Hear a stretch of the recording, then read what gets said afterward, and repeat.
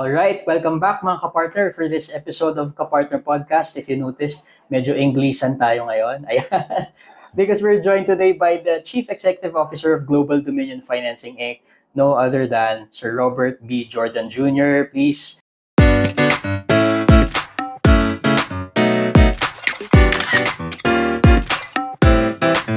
Ladies and gentlemen, let's give him a hand. Thanks for joining us, Sir Bob, this afternoon to our Kapartner podcast. So we usually do this on a monthly basis, but we'd like to highlight your story this time around and would like to share your story with our audience as well. So welcome to the program. Thank you. Thank you for having me. Salamat, Sir Bob. No? Oh, first question, sir. I don't know if you've lost, if you are still, if you can still remember or you already lost track of how many businesses you have right now. Pwede ba natin i-share yan? Kasi I was going to ask you about how you went into entrepreneurship, pagbuo ng businesses, or even the financing business. But I thought I know you have a lot of businesses ngayon. No? Ilan na ba yan, Sir Bob? Right now, we have more than 30 companies. So it's growing by the month, actually. Well, we're closing in at 40 companies this coming year. And are all of those financing companies or at least related to the business of financing or not necessarily? Well, majority are really into the financing and banking business. And the affiliated companies, no, to financing and collection and financing and banking. And there are companies that are not in the financing space, no, but there are only a few of them. So interrelated or interconnected Yes, pa rin to some of your interconnected, businesses. yes. Obviously, banking and finance is very dear to your heart. How did it start? Well, it started in 1997 when I thought of really going into business. When I was in the bank then in UCPB, and I was looking up, and I saw so many bosses upstairs, no? And there are things that I wanted to do, but I couldn't because I was there in the bottom. And if I said to myself, if I stay on with my career, then it would really take time before I go up the ladder and be able to decide on a lot of things. For the You better thought you'd get stuck there. Yes, I would be stuck there. Yeah. And then you said there's a lot of people above you, so you looked at the career ladder as well for sure. How did that push you to start your own financing business? Well, I was then in the lending side of the bank, and I was looking at our customers, and one customer actually caught my eye. And this customer was in the lending business. So I when I look at the profile of the company, I told myself I can do this. And I said that, and since it's the company was my customer, I spoke with the chief operating officer. I interviewed him, and I get to learn a lot about the business. And I offered him that we should join So you forces. recruited him na. Yes. We should Wow. join forces and come up with something, a business. And we actually talked for about 6 months. And after 6 months, nothing happened. Okay. And he was impatient, and he was telling me, "Bob, we've been talking all these months, and there's nothing to show for it." And that's the time I brought the idea to the investors already. So I pitched it to some people, and unfortunately, I was given a cold shoulder. And it was only when I pitched it to the friend of Mr. Lugtu that it sounded positive. But he said, the friend of Mr. Lugto said, I would invest in that business if Robbie Lugto would also join. Wow. So, Okay. so And what? kapartner, that coincides with the story of our chairman a few episodes ago. So back then, it was a crazy idea, but Chairman Lugto and his friend was willing to invest in it. Yes, yes. Wow. So it was really difficult to convince them because, it was just an idea, Mm. and there's really nothing to show for it, no? But what was it that you think convinced them? Made them say yes. Well, it was probably my determination Okay. to, they probably saw it in my face or in my eyes, and also I also prepared a good feasibility plan, Mhm. and I was really determined to make it succeed, and probably that reflects in my presentation. So they probably thought he's gonna bet on this with his life. I think they were not, the amount that they invested was not really that much. Mhm. So, they probably said, "Oh, anyway, it's not a huge amount. Then, it's a risk that they can that they're willing to take." Oh, okay. So they calculated the risks as well. Yes, Anyway. yes. Yeah. So you saw a model, you said, I think I can do this better. You presented this to investors, and some of them told you it's a crazy idea, but one bought it, no? Bought the idea and said yes to you. Was there any other factor? How about external? How was the demand for financing or lending back then? Well, there were already several companies in the space before, and I observed through the years that these companies they come and go. They were there for some time, and then after a while, they suddenly fade away. So it was really a challenge for me, to have to explain it to the investors that we have something that is sustainable, and in fact, when I was also, trying to when I brought the idea to some of my colleagues in the banking sector, Mhm. of the 10 people I asked whether this idea is good, 11 said that it's not a good idea. So it was really an uphill, Yeah. thing for me to be able to, to persuade investors and to really make this thing succeed. But was there anything in your vision that involves the society as a whole back then? You were so young back then when you started the financing business. Yeah, because I was an economics graduate, and to me, um, building world class companies would really help grow our economy, our GDP, and I was really focused on that idea of building great companies. No? Because I wouldn't do it if I were just gonna build a mediocre business. No? I was in for the something big, something great that all of us can be proud of. Absolutely. And how do you think? I don't know if it has changed through the years. How important is financing or lending in the economy as a whole? Well, very important, no, for the SME sector that we're serving. It's actually, the lifeblood of the sector. Remember, big companies used to be small, Yeah. and if we're financing SMEs, and some of them become very successful in the future, then we have done our part already, which is really to help grow the economy, to help grow the economy and be able to help alleviate poverty. It's very sad to see so many poor people in our country.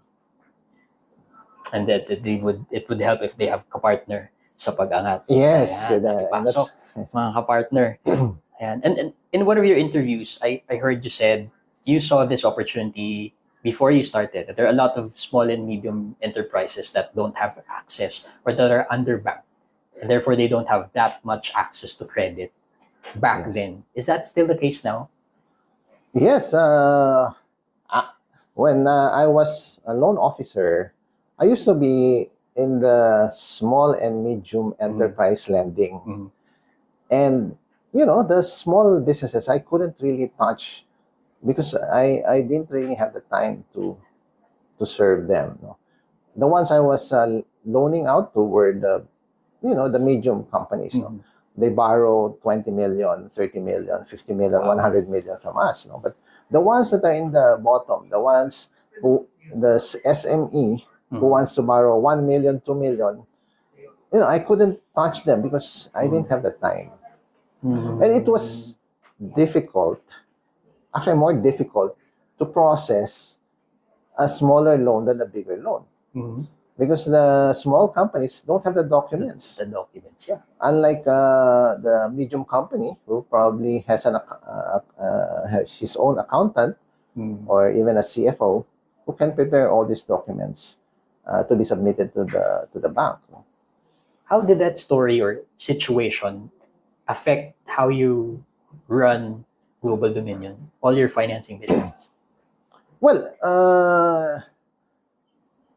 if you notice, our focus is really on the smaller ones. No, our loan size is about 500,000, 1 million on average. Mhm. So we're really targeting the small companies because for me, the medium companies, the one that deserve 20, 30 million, Mhm.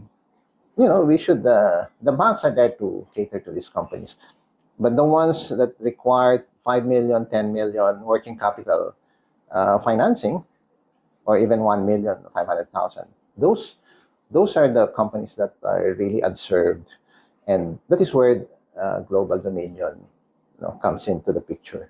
But would you say that based on your story, kasi it's harder for them to produce documentary requirements to get a loan, is it easier in the case of Global Dominion now? Is that a major consideration that you imparted to your team? Na guys, we have to make it easier and more convenient for them. Was Yes. that a major factor? Yes, because the way we process the loan applications of our SME customers is, aside from the fact that we ask them what documents they have, Mhm. we also study their business. And we come up with our own version of their financial statements, meaning we reconstruct their Mhm. income statement Mhm. and balance sheet so that for us to be able to understand their financial capacity and their financial standing. And from that understanding, we are able to package a loan for them. Wow. So it can be really very flexible, no, based on what their business model is or which industry they are from. Yes, because we're if you look at their loan portfolio and our list of customers, we don't have any industry concentration. Our clients are really dispersed in almost all industries, no, or businesses or sectors in the country. Okay. Now, one of the reasons why I think a lot of other financial institutions do not touch the smaller enterprise segment is because of the risk. So, how is the risk experience of Global Dominion so far? Well, since we've been really focused on this SME, and since we've really improved our operation and our credit or our underwriting skills through the years, we've been we've been very successful, I would say, in managing our risk. No, in fact, looking at the reports of our external auditor, our NPL is even better than the banking industry. Wow. It's below 1% NPL, in 2023. So I think it comes from the fact that we are really just focused on that sector, and we really understand our customers, because I think understanding our customers is the very crucial factor in being able to lower our past due or NPL. Partner NPL is the non-performing loans ratio, and it reflects quality of the accounts of a financing company and the credit, no, the credit diligence of one financial institutions like Global Dominion.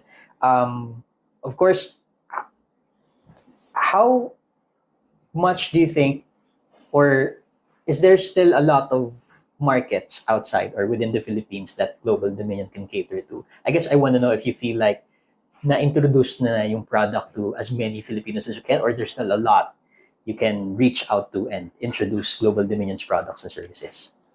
Yes, there's still a lot of room for growth for Global Dominion because for the past few years, we've just really been focused on two loan products, and we have 8 loan products.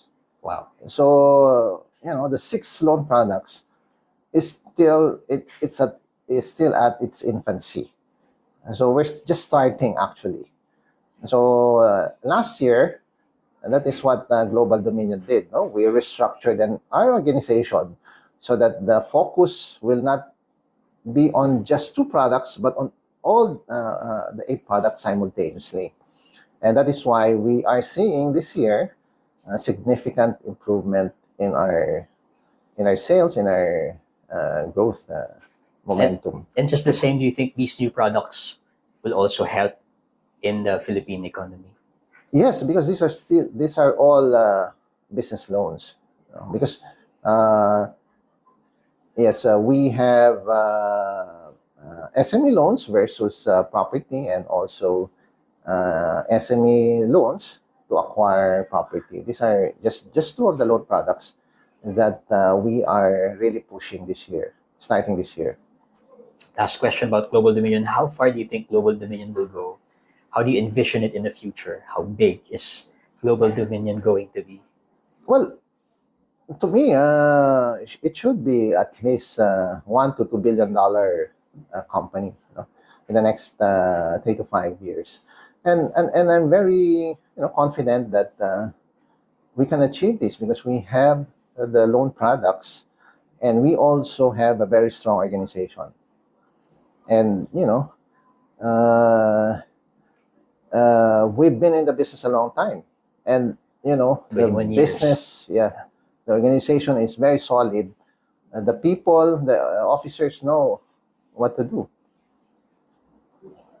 Perfect. So let's go to some of the personal questions now. Before I get there, I'd just like to congratulate you as one of the top 10. Yes, palakpakan mga kapatid. The top 10 alumni leaders of the University of the Philippines as recognized by the CEO Insights Asia.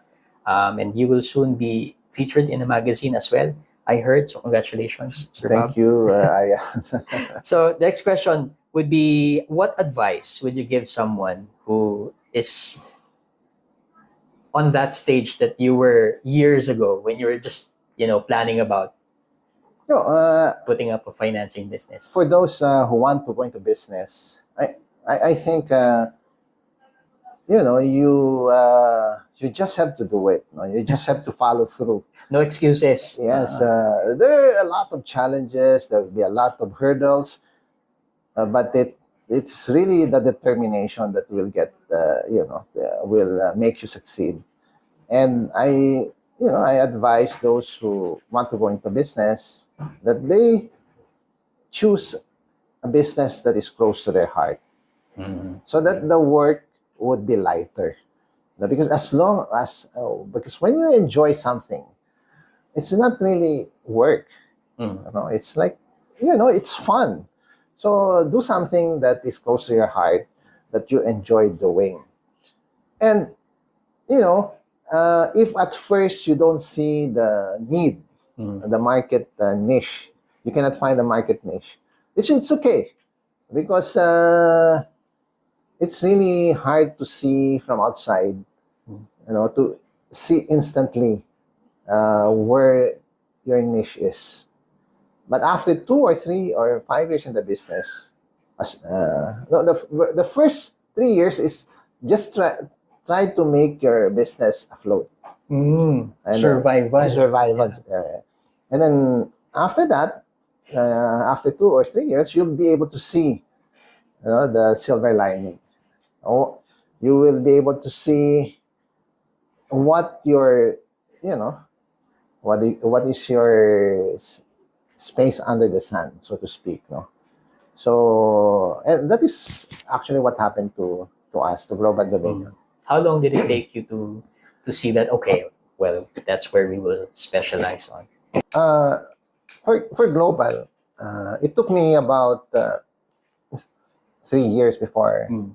we finally found our, you know, our jackpot, so to speak. No? So the first few years was really just surviving and putting up the organization. Because building the organization is one of the hardest part of the business. Getting the right talent, Mhm. the right the officers in. But once you have the core officers in, and then and also after some time that you're in the market, you will see the opportunities. And it was after, I would say, 3 or 4 years Mhm. that we finally found our our niche. And from that point on, we were able to grow our business The very rest fast. is history, as And the they rest say. is history. Yeah. Let's talk about challenge because you mentioned challenge earlier. What's the biggest challenge you've experienced as CEO of multiple companies, especially financing companies? Well, for me, for Global Dominion, the biggest challenge was really the pandemic. Because the pandemic, we had no control of the event or the events that were unfolding. And for me, as CEO, that was really a tough time because as CEO, I wanted to control a lot of things. No? In fact, most things I want to control. But the pandemic is something that was beyond my control. Yeah. And I feel so helpless as CEO. And it was something that really, tested, our patience and everything. Yeah, but the organization, I'd say, would you say, is it resilient during the pandemic? Yes, we were able to, pass the test with flying colors. I would say because we survived it. We didn't even avail of the Bayanihan program that the government offered. So we continued to pay down our debts. And that was a big achievement for us because we never reneged on our loan obligations.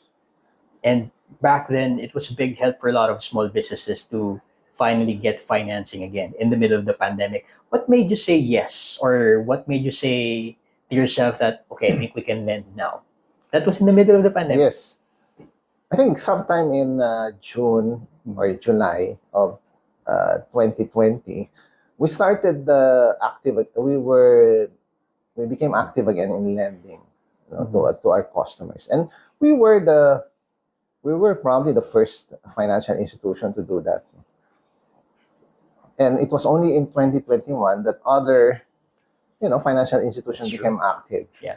in lending to the customers. We said we wanted to go back to the market, primarily because our people were not doing anything.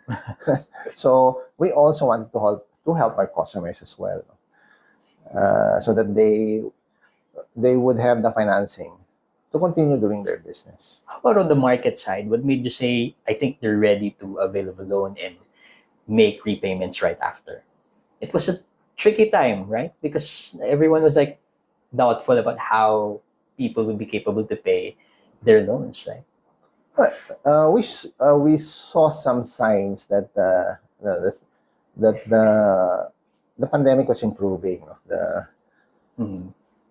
There were less restrictions, and we see that life must go on, and we were positive that you know first of all, there's the death rate was only very small. No? So That's true. Fortunately, yes, so after a few months, we said that I don't think our customers will die, if we lend them money.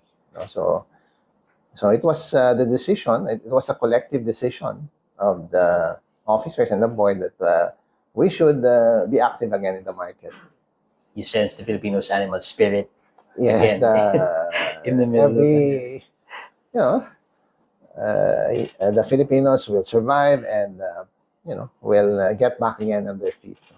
Last couple of questions, Sir Bob. What advice would you give to someone who already has a business and is forever planning to expand, but never really got to the first step of expanding its business? How can they tell themselves that they're ready for an expansion? Well, if they have if they find after some time, they should be able to find the right business model. And once they do find that business model, then they should really move heaven and earth to grow it, to expand it. So, how would you know that you have a working business model? Mhm. If there's a market for a product, and then you have the core organization, and also when you see that you're already profitable. So once you have that business model, then you should really expand it, because there are a lot of advantages if you expand your business. One is as you expand, your efficiency improves. Mhm. You are able to you know to have a reduced cost, Economies of scale. economies of scale. And when that happens, then you become more competitive. And also, when you expand, your organization is bigger, then you have a bigger pool of talents. Mhm, mhm. So that's the advantage of having a huge company. And also, you are able to attract talents because you are big. Correct, correct. A lot of graduates want to join the huge companies. And I think at this stage in time, Global is with its brand is able to attract a lot of talents already. Totally makes sense. And last question, and this probably to everyone who wants to be a CEO in the future. Ayan, what's your advice to them? What message would you give to someone who also wants to be a CEO? Is there anyone here from the room who wants? Thank you. What advice would you give them, sir? Well, being a CEO is much better. I mean, if you're self-employed or becoming a business owner, it's much better than being employed. Because you'll be able to do a lot of things that you cannot do as an officer or an employee. And sky's the limit, no? If you want to really build a world-class business, it's really there. You can do it. Nothing will be able to stop you. And for those who aspire to be CEOs, they have to be prepared, because it's leadership is a difficult science, and you have to you cannot be an expert in everything. Yeah. But at least for a CEO, you have to know a little bit of everything. And to really become a successful CEO, you really have to get good people to help you to run the business. So, and then of course there are a lot of benefits of being a CEO. Well, wealth is one. You'll have more wealth. But if you're not able to manage it well, your health will be affected. So, but ultimately, it's good. I encourage a lot, everybody to to become an entrepreneur, to start their own business, so that it is a way to really help our country, help the economy grow faster.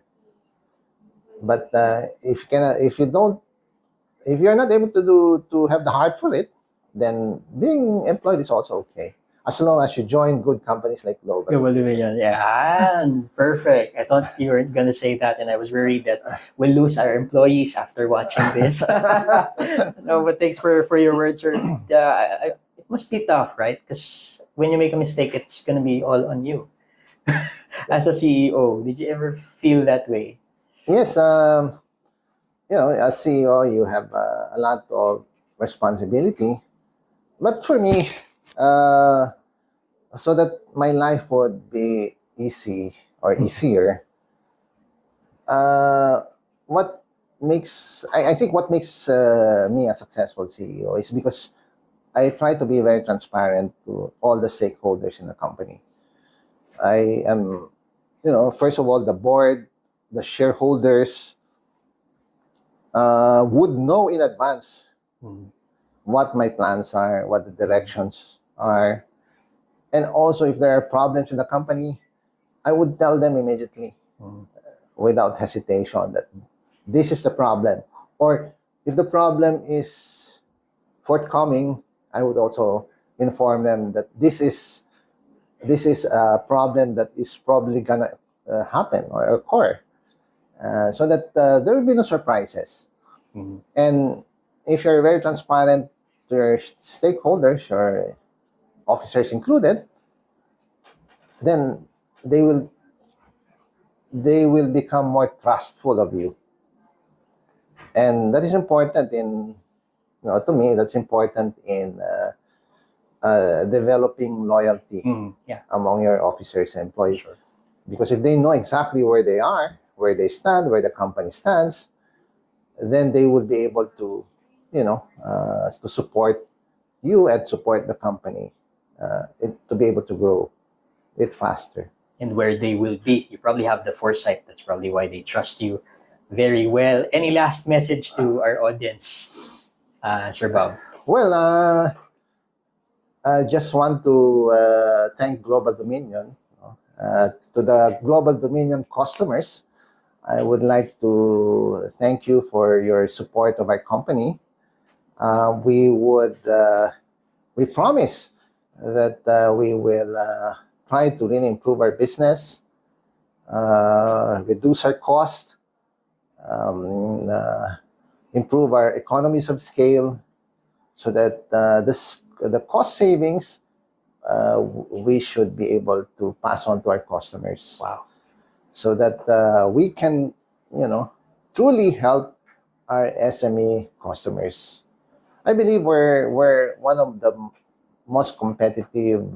We have one of the most competitive rates in the sector, but we will still strive to make it more competitive, as far as interest rates is concerned, so that we can really truly serve our customers.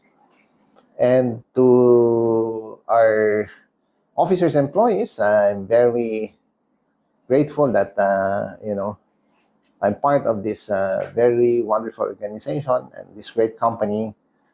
We have a huge aspirations, and in the coming years, we should be able to grow our business 2 or 3 times more, so that it can benefit a lot of our customers and our officers and employees as well. Thank you. There you have it, mga kapartner. Our CEO, our Chief Executive Officer, Robert B. Jordan Jr. Maraming salamat, sir. Congratulations. One of the top leaders, top alumni leaders of CEO Insights Asia. Maraming salamat again.